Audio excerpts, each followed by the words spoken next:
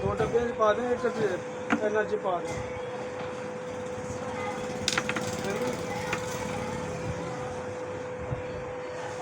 एक मेरी है ना, एक मेरी जेठानी की है।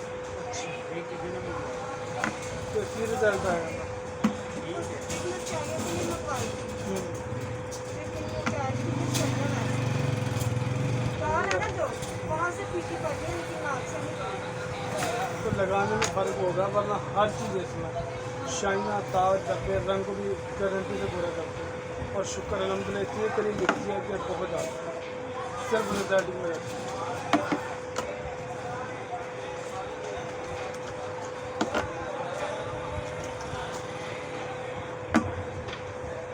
हूँ तो शुक्र अल्लाह पाक दा बाहर तक जान लग गए, पूरे पाकिस्तान में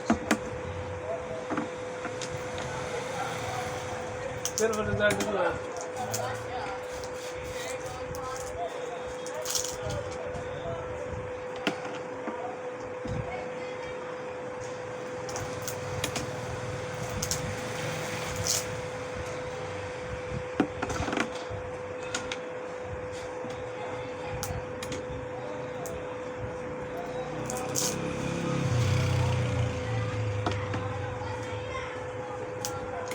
उन्हें सोन टाइम तो नहीं लाई जो सोन का टाइम हो गया, यह पूछनी मैंने सोन तो 2 घंटे पहले मुँह हाथ धो के तो जितने शाही होती थोड़ी ज़्यादा ला दे, बाकी लेकिन एक आधी मिनट मसाज करे। अगर उनका फिर मसला ना हल हो फिर मेरे को एक साबुन लाएगा।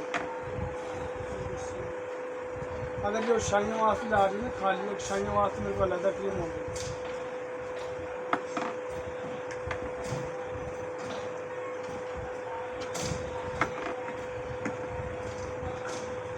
तो साइफा ना डाल दे। अच्छा समझ गया।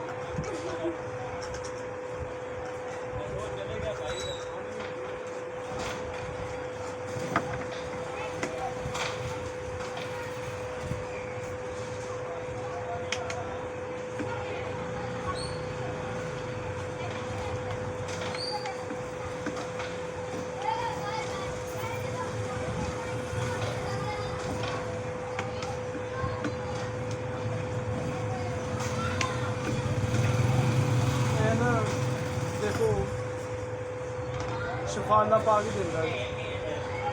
मैं ना सिर्फ थोड़े 10-15 दिन में काम किया कि और शुक्र अल्लाह पा का कहना इस तरह वीडियो चलते हैं लोग अपना चेहरा दिखा के फेसबुक होंगे व्हाट्सएप पे वैसे ऑनलाइन क्रीमा मंगा।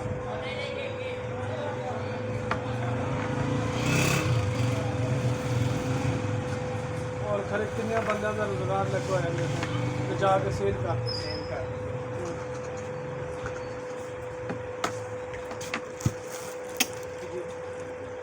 बड़ियां क्रीमां भी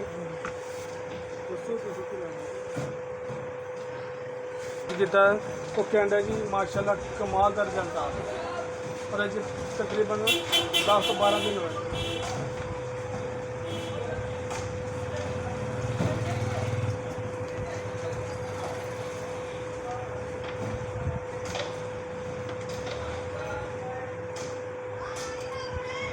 माई की गल सुन, वो भावें खाली शुरू च लाता उन्हें बच्चे की।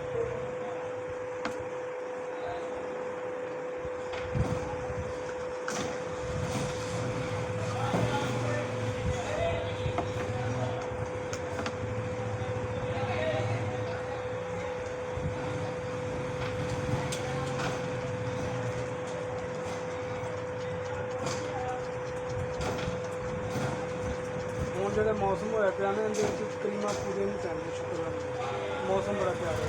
पिछे थोड़ा जिहा होंदा सावन भादरां का वो पसीना वगैरह आती है लोग। और जिदन हवा चल गई ना है क्रीमां वैसे पूरी नहीं होनी क्योंकि चेहरा हो जाना खुशक, क्रीम तो बगैर गुजारा ही नहीं होना।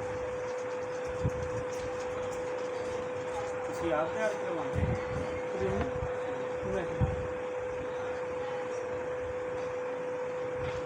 बस है कि जी शह साढ़े को लभ जाती है और कोई मुश्किल नहीं।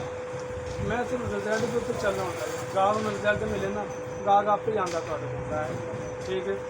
और मैं जब पीछे वीडियो बनाने छड़ के मेरी इन्नी वीडियो अपलोड हो चुकी है हद तो ज़्यादा यूट्यूब टिकटॉक स्नैप तो फिर ਤੇਰੇ ਜਿਹੜੇ ਕਸਟਮਰ ਕਹਿੰਦੇ ਨੇ ਯਾਰ ਪਤਾ ਨਹੀਂ ਕਿੰਨੀ ਵਿਕ ਨਹੀਂ ਗਈ ਆ ਕੀ ਚੱਕਰ ਹੈ ਇਸ ਤਰ੍ਹਾਂ। ਫਿਰ ਦੁਬਾਰਾ ਫਿਰ ਮੈਂ ਕਿਹਾ ਚਲੋ ਨਾਲ ਇਹਦਾ ਬੈਨੀਫਿਟ ਇਹ ਹੁੰਦਾ ਨਾ ਉਹ ਜਿਹੜਾ ਕਿਤੇ ਵੀ ਚਾਹੇ ਇਸਲਾਮਾਬਾਦ ਫੈਸਲਾਬਾਦ ਉਹ ਕਾੜਾ ਜਿਨ੍ਹਾਂ ਨੂੰ ਨਹੀਂ ਪਤਾ ਨਾ ਉਹ ਫਿਰ ਆਪ ਮੰਗਵਾ ਲੈਂਦੇ। ਅੱਛਾ ਇਹਨਾਂ 'ਚ ਪਾ ਦੇ ਕਹਿੰਦੇ 'ਚ ਰਹਿੰਦਾ ਦੋਵਾਂ ਇਹਨਾਂ 'ਚ ਰਹਿੰਦੇ।